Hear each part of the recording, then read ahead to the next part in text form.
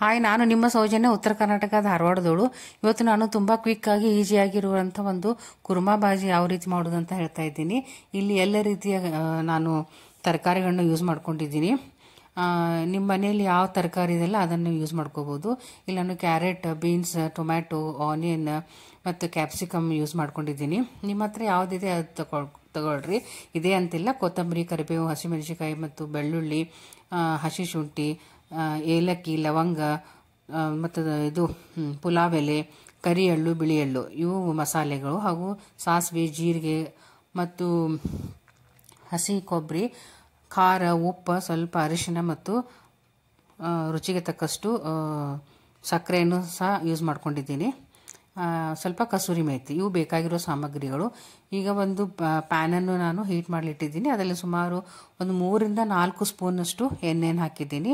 ಎಣ್ಣೆ ಸ್ವಲ್ಪ ಚೆನ್ನಾಗಿ ಕಾದ ಮೇಲೆ ಅದರಲ್ಲಿ ನಾನು ಸಾಸಿವೆ ಮತ್ತು ಜೀರಿಗೆಯನ್ನು ಹಾಕ್ತೀನಿ. ಇದು ನೋಡಿ ತುಂಬ ಕ್ವಿಕ್ಕಾಗಿ ಈಸಿಯಾಗಿ ಮಾಡುವಂಥದ್ದು. ಇದಕ್ಕೆ ಪೂರ್ವ ತಯಾರಿ ಏನು ಬೇಕಾಗಿಲ್ಲ. ನಮ್ಮಲ್ಲಿ ಯಾವ ರೀತಿಯ ವೆಜಿಟೇಬಲ್ ಇದೆಯಲ್ಲ ಅದನ್ನೇ ಯೂಸ್ ಮಾಡಿಕೊಂಡು ಮಾಡ್ಕೋಬೋದು. ಈಗ ಸಾಸಿವೆ ಜೀರಿಗೆ ಸಿಡಿದಾದ್ಮೇಲೆ ನಾನು ಅದರಲ್ಲಿ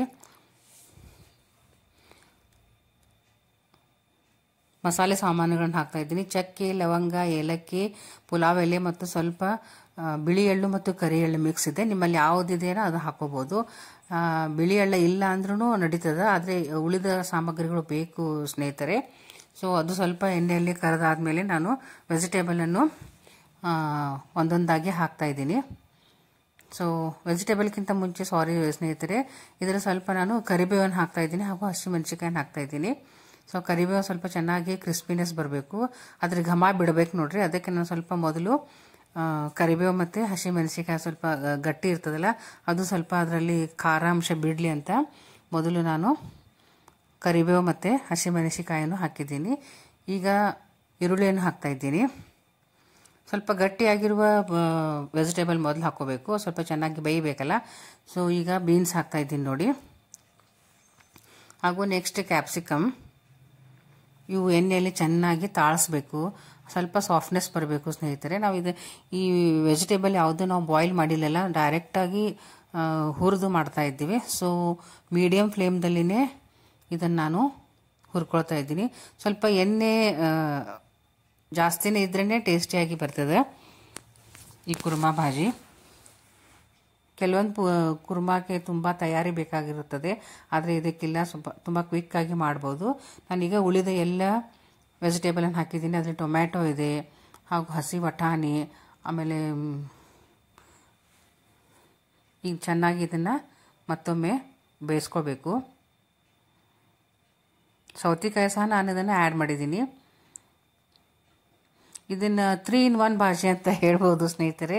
3 in 1 ಹೆಂಗಂದರೆ, ನಾವು ಮಾರ್ನಿಂಗ್ ಇದನ್ನು ಬ್ರೇಕ್ಫಾಸ್ಟ್ ಅಂದರೆ ಪೂರಿ ಜೊತೆ ತಿನ್ಬೋದು, ಬ್ರೆಡ್ ಜೊತೆ ತಿನ್ಬೋದು, ಮಧ್ಯಾಹ್ನ ಚಪಾತಿ ಮತ್ತು ತಿನ್ಬೋದು, ಹಾಗೆ ಅನ್ನಕ್ಕೂ ಸಹ ಇದನ್ನು ಹಾಕೊಂಡು ತಿನ್ಬೋದು. ಇದು 3 in 1 ಆಯ್ತಲ್ಲ, ಕಮಾಲ್ ಇದೆಯಲ್ಲ ನಮ್ಮ ಬಾಜಿ.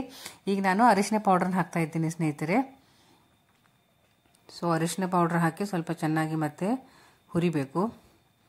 ಇದು ಗಡಿಬಿಡಿ ಮಾಡಿ ಜೋರಾಗಿ ಉರಿ ಇಟ್ಟು ಹುರಿಬಾರ್ದು, ಸ್ವಲ್ಪ ಮೀಡಿಯಮ್ ಫ್ಲೇಮ್. ಈಗ ನಾನು ಉಪ್ಪನ್ನು ಹಾಕ್ತಾ ಇದ್ದೀನಿ. ಸ್ವಲ್ಪ ಉಪ್ಪು ಹಾಕಿದರೆ ಉಪ್ಪು ಮತ್ತು ಸಕ್ಕರೆಯನ್ನು ಹಾಕ್ತಾ ಇದ್ದೀನಿ.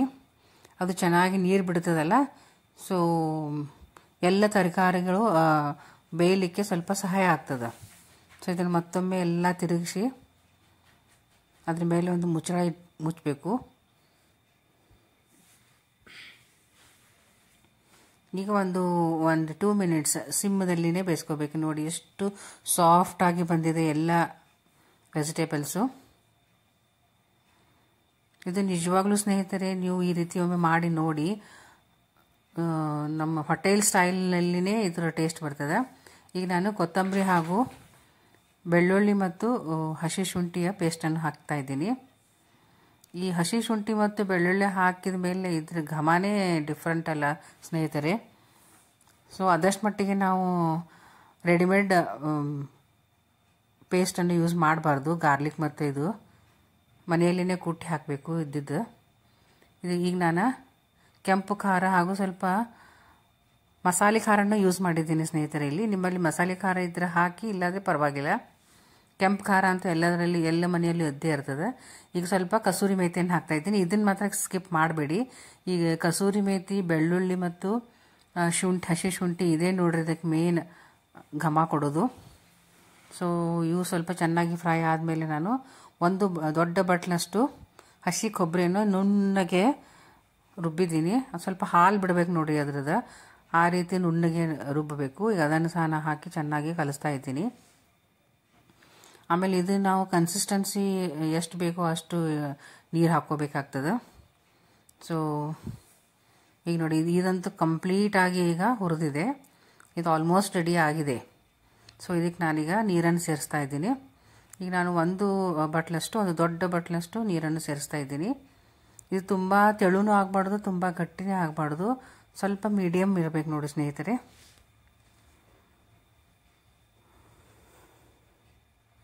ಈಗ ಸ್ವಲ್ಪ ಇದನ್ನು ಬಾಯ್ಲ್ ಮಾಡಲಿಬಿಡೋಣ. ಒಂದು ಅರ್ಧ ಹೋಳನಷ್ಟು ಲಿಂಬೆಹಣ್ಣನ್ನು ಸೇರಿಸ್ತಾ ಇದ್ದೀನಿ. ನಾವು ಟೊಮೆಟೊ ಹಾಕಿದ್ದೀವಿ ಹುಳಿಗೆ, ಆದರೆ ಲಿಂಬೆಹಣ್ಣು ಸ್ವಲ್ಪ ಹಾಕಲೇಬೇಕು, ಅದರ ರುಚಿನೇ ಡಿಫ್ರೆಂಟ್ ಆಗ್ತದೆ. ಸೊ ಇದನ್ನು ಮತ್ತೊಮ್ಮೆ ಚೆನ್ನಾಗಿ ಕಲಸಿ ಸ್ವಲ್ಪ ಬಾಯ್ಲ್ ಮಾಡಲಿಬಿಡೋಣ. ಈಗ ನಾನು ಸ್ವಲ್ಪ ಇನ್ನಷ್ಟು ನೀರನ್ನು ಸೇರಿಸ್ತಾ ಇದ್ದೀನಿ. ತುಂಬ ಗಟ್ಟಿ ಅನ್ನಿಸ್ತಾ ಇದೆ ನನಗೆ. ಸ್ವಲ್ಪ ನೀರು ಹಾಕಿ ಆಮೇಲೆ ನಾವು ಖಾರ ಉಪ್ಪು ಅದರ ಹದ ನೋಡ್ಕೋಬೇಕು. ಸ್ವಲ್ಪ ಕಮ್ಮಿ ಅನ್ನಿಸಿದರೆ ಮತ್ತೆ ಆ್ಯಡ್ ಮಾಡ್ಕೋಬಹುದು ಸ್ನೇಹಿತರೆ. ಈಗ ಚೆನ್ನಾಗಿ ಸ್ವಲ್ಪ 1 to 2 ಮಿನಿಟ್ಸ್ ಅದು ಬಾಯ್ಲ್ ಆಗಲಿ. ವಾವ್, ತುಂಬ ಟೇಸ್ಟಿಯಾದ, ಕ್ವಿಕ್ ಆದ, ಡಿಫ್ರೆಂಟ್ ಆದ ಮೇಕಿಂಗ್ ಇದೆ ಇದು. ಅಂದರೆ ಕ್ವಿಕ್ 3 in 1 ಭಾಜಿ ಅಥವಾ ಕುರ್ಮಾ ಭಾಜಿ ರೆಡಿ ಆಯಿತು. ನಾನು ಇದನ್ನು ಬ್ರೆಡ್ ಜೊತೆ ಸರ್ವ್ ಮಾಡ್ತಾ ಇದ್ದೀನಿ. ಸ್ವಲ್ಪ ನಾನು ತೆಳುವೇ ಇಟ್ಟಿದ್ದೀನಿ. ಸ್ವಲ್ಪ ಬ್ರೆಡ್ದೊಂದಿಗೆ ಅಂದರೆ ಸ್ವಲ್ಪ ತೆಳು ಅಂದರೆ ರುಚಿ ಆಗ್ತದೆ. ಅದನ್ನು ಬಾಯ್ಲ್ ಮಾಡ್ತಾ ಹೋದಂಗೆ ಸ್ವಲ್ಪ ಗಟ್ಟಿ ಬರ್ತದೆ ಸ್ನೇಹಿತರೆ. ಸೊ ಇವತ್ತಿನ ನನ್ನ ಈ ರೆಸಿಪಿ ನಿಮಗೆ ಇಷ್ಟ ಆಗಿದ್ದಲ್ಲಿ ಲೈಕ್ ಮಾಡಿ, ಕಮೆಂಟ್ ಮಾಡಿ ಮತ್ತು ಶೇರ್ ಮಾಡಿ. ಮತ್ತೆ ಒಂದು ಹೊಸ ರೆಸಿಪಿಯೊಂದಿಗೆ ನಿಮ್ಮನ್ನು ಭೇಟಿಯಾಗುತ್ತೆ. Until then bye bye, see you.